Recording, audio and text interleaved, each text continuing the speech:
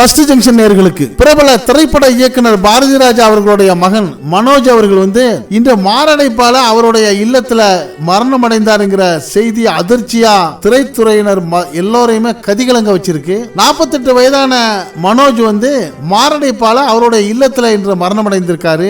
1999 தாஜ்மஹால்ங்கிற திரைப்படத்துல கதாநாயகன அறிமுகமான நடிகர் மனோஜ் பல திரைப்படங்கள்ல நடிச்சிருக்கிறாரு. அவர் கடைசியா நடிச்ச படம் 2022 விருமனுங்கிற திரைப்படத்துல தான் அவருடைய கடைசியா நடிச்சிருக்கிறாரு. சாந்தமும் அமைதியாம் நிறைந்த முகத்தோடு உள்ள அவருடைய அன்பு, அவருடைய தொடர்பும் பலரையும் அவர் மேல ஒரு விருப்பமான நட்பு கொள்ள வச்சிருக்குது. தன்னுடைய இந்த மகனை இந்த இளம் வயதுல இப்படி ஒரு இழப்பு ஏற்படும் கனவிலும் எதிர்பார்க்காத பாரதி ராஜா கவலையுடைய உச்சகட்டத்தில் இருக்காருன்னு கதறி அழுதாருன்னு அவருக்கு ஆறுதல் சொல்ல முடியாத துக்கத்தில் அவருடைய குடும்பத்தாரும் நண்பர்களும் கதறிய காட்சிகள் பலரையும் நெஞ்சு நிகழ வைக்கக்கூடிய காட்சியா இருந்துச்சு.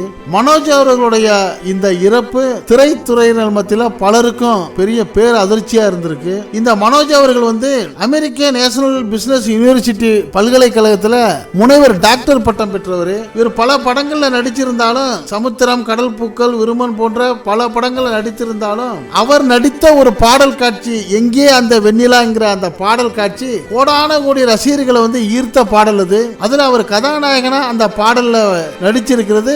அவருடைய உருவத்தையும் அந்த பாடலையும் அந்த மனதில் நிலைநிறுத்தி கொள்ளாத ரசிகர்களே தமிழ் உலகத்தில் இல்லைங்கிற அளவுக்கு ஒரு மக்கள் மனசில் இடம்பெற்ற மனோஜ் அவர்களுடைய இழப்பு பாரதி ராஜா குடும்பத்தை மட்டும் இல்லாம அவருடைய நண்பர்களும் திரைப்படத்துறையில் உள்ள அத்தனை பேரையும் சோகத்துடைய உச்சத்துக்கு கொண்டு போய் சேர்த்திருக்கு. அவரை இழந்து வாடக்கூடிய பாரதி ராஜா அவர்களுக்கும் அந்த குடும்பத்திற்கும் திரைப்பட துறையினருக்கும் நம்ம சேனல் வழியாகவும் ஆறுதல் தெரிவிக்கிறதோடு ஆழ்ந்த இரங்கலையும் தெரிவித்துக் கொள்கிறோம். நன்றி.